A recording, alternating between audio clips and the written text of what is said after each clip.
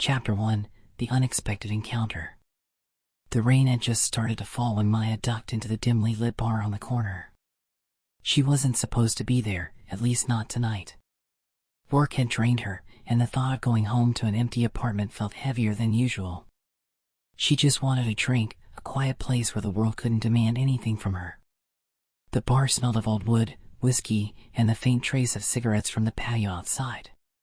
Jazz hummed low from the speakers, wrapping the space in something almost intimate. She slipped off her damp coat, shook out her hair, and slid onto a stool near the end of the counter. She ordered a glass of red wine, hoping for nothing more than silence. But silence didn't last.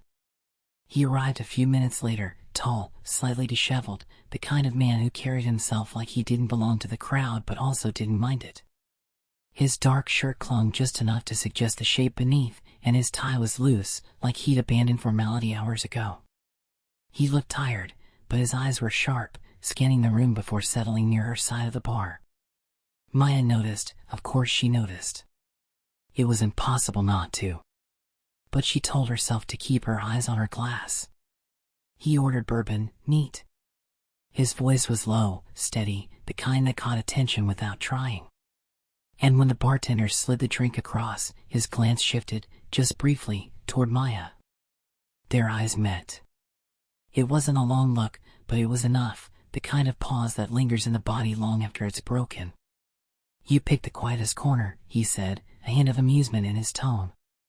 She smirked, swirling the wine in her glass. "And you ruined it." That made him smile. Not the polite kind people give out of habit, but the slow, genuine kind that crept across his face like it belonged there. They talked, at first about nothing. The weather, the city, the music. Small talk, the usual kind of armor strangers wear. But somewhere between sips of wine and bourbon, the edges of the conversation softened. They asked questions, gave pieces of themselves away in fragments. He was Daniel, consultant, frequent traveler, someone who claimed he was better at airports than apartments. She was Maya, designer, guarded but curious, someone who admitted she loved solitude but hated loneliness. The more they spoke, the closer the air seemed to grow between them. When her hand brushed his accidentally on the counter, neither moved it away immediately. Just a second too long, but long enough to notice. By the time she finished her second glass, she realized she hadn't looked at her phone once. The world outside had blurred away, and the only thing that mattered was this stranger who somehow felt less like one with every passing minute. Still, she stood up first, slipping into her coat. "I should go," she said, voice softer than she intended. Daniel tilted his head, studying her with a look that was half challenge, half invitation. "Maybe we'll run into each other again." "Maybe," she replied, though the curve of her lips betrayed something more hopeful. She walked out into the rain, heart beating faster than it should have for someone she'd just met. Yet as the city swallowed her into its neon glow, she couldn't shake the thought that tonight wasn't the end. It was the beginning. Chapter 2: The Slow Burn Connection. 3 weeks passed before Maya saw him again. She hadn't expected to. Their chance meeting felt like the kind of thing life throws in as a tease, here and gone, like smoke. Yet he lingered in her mind more than she liked to admit. Sometimes in the middle of work, she'd catch herself replaying his smile, his voice, the way he seemed to see through her walls without prying. And then, one Friday evening, she found him again. Or maybe he found her. The gallery was crowded, filled with murmurs of people sipping champagne and pretending to understand brushstrokes. Maya had been dragged there by a colleague, half listening to the chatter around her when a familiar voice cut through. "Still choosing the quiet corners?" She turned, and there he was. Daniel. No bar this time, no rain, no dim lights. Just him in a fitted charcoal jacket, hair a little less unruly, eyes just as sharp. Her laugh came before she could stop it. "You're following me." Or, he countered smoothly, "the universe is doing us a favor." They moved through the gallery together, side by side. At first, their conversation stayed on safe ground: art, travel, the absurdity of overpriced wine at events like this. But with each room, each shift in lighting, their words deepened. He asked about her work, not the surface-level kind of question, but the kind that made her explain what drove her, what she loved about creating. In return, he confessed things about himself that didn't sound rehearsed, little truths slipped out with ease. The long hours on the road. The ache of hotel rooms that all looked the same. The sense that somewhere along the way, he'd built a life that looked polished but felt incomplete. Their steps slowed. Their voices lowered. Somewhere near a painting neither of them really cared about, silence stretched between them, not empty, but charged. Maya felt the heat of his presence, the brush of his arm near hers. His cologne was subtle, masculine, the kind of scent that lingered in memory. When she tilted her head to look up at him, he was already watching her. For a moment, it felt like the world held its breath. But then her colleague reappeared, pulling her back into chatter and polite laughter. She forced herself to break the eye contact, though the echo of it stayed alive in her chest. Later, when the evening thinned and they stood by the door, Daniel leaned closer, not touching, but close enough for his words to graze her skin. Coffee. Tomorrow. No galleries, no noise. Just us. Maya hesitated, her instinct to retreat warring with the magnetic pull between them. She almost said no, almost let caution win. But instead, she heard herself whisper, tomorrow.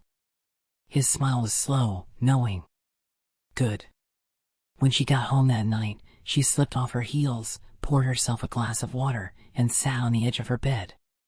Her pulse still raced, her body humming with something she hadn't felt in a long time.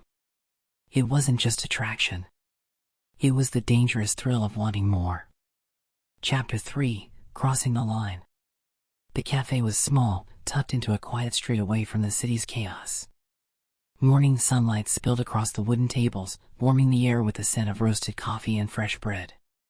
Maya arrived first, telling herself she wasn't nervous, though her restless fingers around the cup said otherwise. When Daniel walked in, she felt it instantly, the shift in the room, the way her body seemed to recognize him before her mind did. He spotted her, smiled that familiar half-smile, and slid into the seat across from her. What was supposed to be coffee turned into hours. They talked about everything, the kind of conversations that strip layers without you realizing it. Childhood memories. Secrets they rarely shared. Dreams they hadn't said out loud in years. By the time the cafe closed for the afternoon break, neither wanted to leave. They ended up walking the city, weaving through streets until rain began to fall, sudden and insistent. Laughing, they ran beneath an awning, both breathless, close enough that her damp hair brushed against his shirt. That closeness, it lingered. He reached up, fingers brushing a strand of wet hair from her cheek. The gesture was simple, almost innocent, yet it sent a shiver racing down her spine. She looked up, and there it was again, that pull, that gravity between them that neither could fight anymore. When he kissed her, it wasn't tentative. It was the kind of kiss that happened when restraint finally shattered, deep, hungry, a confession more than an action. She kissed him back just as fiercely, her hands clutching at his jacket, pulling him closer as if she'd been waiting for this moment all along. The rain blurred the world outside them, but neither cared. By the time they stumbled into his apartment, soaked and breathless, the line had already been crossed. His hands traced her skin with a mixture of urgency and reverence, exploring like he wanted to memorize every inch. Her lips found the hollow of his throat, the warmth of his jaw, the taste of his mouth that left her dizzy. Clothes fell away, barriers collapsing with them. Their intimacy wasn't rushed, it burned slow and deep, like fire catching on dry wood. Every movement, every breath carried both desire and something heavier, something dangerously close to meaning. When it was over, they lay tangled in the sheets, the city still wet and glowing outside the window. Silence wrapped around them, but it wasn't uncomfortable. His arm draped over her waist, her head resting against his chest, listening to the steady beat of his heart. For the first time in years, Maya didn't feel alone. And yet, as her eyes fluttered closed, a whisper of unease crept into her mind. Because moments this perfect rarely stayed untouched. Chapter 4, The Complications. For days after that night, the world felt different. Maya carried the memory of Daniel's touch with her everywhere, in the quiet of her mornings, in the glow of late evenings at her desk. Even the smallest things reminded her of him, the way she lingered over her coffee, the sound of rain against the window. He had become a presence in her life faster than she had intended, faster than she had allowed anyone in years. And that was exactly what frightened her. Daniel felt it too, the shift. He texted often, called when he was away, tried to carve space for her in the middle of his restless schedule. Yet beneath his warmth, Maya sensed something unsettled, a restlessness he couldn't hide. It came to a head one evening. She was waiting at the restaurant where they had planned to meet. 30 minutes passed. Then 40. Her phone buzzed at last, stuck at work. "I'm sorry. I'll explain." By the time he arrived, nearly an hour late, his tie was tight and his shoulders tense. He looked worn, like a man torn between too many lives. Maya tried to keep her voice steady, but the words slipped out sharper than she meant. "You're always running. Airports, offices, meetings. Where do I fit into that?" Daniel exhaled, pressing a hand to the back of his neck. "I don't want you to fit in, Maya. I want you to matter." "But my life," he broke off, frustration edging his tone. "It's complicated." Her eyes narrowed. "Is that supposed to reassure me?" Silence stretched between them, heavy with everything unsaid. Later that week, she learned more than she expected. A mutual friend mentioned Daniel's family back home, a father in poor health, a business tied up in responsibilities he rarely spoke about. Maya realized he carried more than just work on his shoulders. But knowing didn't make it easier. The distance grew, not always physical but emotional. Missed calls. Short replies. The feeling that he was slipping through her fingers even as he tried to hold on. Inside her, old fears stirred, memories of promises that had once broken her, of men who left when things became too heavy. Was Daniel any different? Or was she walking into the same storm again? One night, after another argument that ended in silence, she lay awake staring at the ceiling. His scent was still on her skin, his touch still fresh in her memory. And yet, for the first time since that rainy night, she felt the weight of doubt pressing hard against her chest. Love, she realized, was never just about desire. It was about choosing someone even when it was messy, even when it was hard. The question was, would he choose her? Chapter 5, The Resolution. The silence between them stretched for nearly a week. Maya buried herself in work, convincing herself she didn't care if Daniel called. But every time her phone lit up, her heart betrayed her, hoping it was his name. Nights were worse, the emptiness beside her in bed a sharp reminder of how quickly he had carved himself into her life. Then, one evening, just as she was locking her apartment door to head out for groceries, she found him standing there. Daniel. Rain had dampened his jacket, his hair clinging to his forehead. He looked exhausted, but determined. His eyes searched hers the way they had that very first night in the bar, steady, unflinching, as if the rest of the world didn't matter. "Maya," he said, voice low but urgent. "I can't do this halfway. Not with you." Her breath caught, anger and longing colliding inside her. "You disappear. You shut me out. And then you show up here like nothing happened?" He stepped closer, close enough for her to feel the warmth radiating from him. "No. Not like nothing happened. Because everything happened. You happened. And I've been too afraid to admit how much I need you." Maya's throat tightened, her walls fighting to stay up even as her body betrayed her, aching for him. "And what about the rest of it? Your work, your family, the chaos? Where do I fit then?" His hand reached for hers, tentative at first, then firm when she didn't pull away. "With me. In all of it. Not on the edges, not as an afterthought. I want you woven into the mess. Because without you, it doesn't mean anything."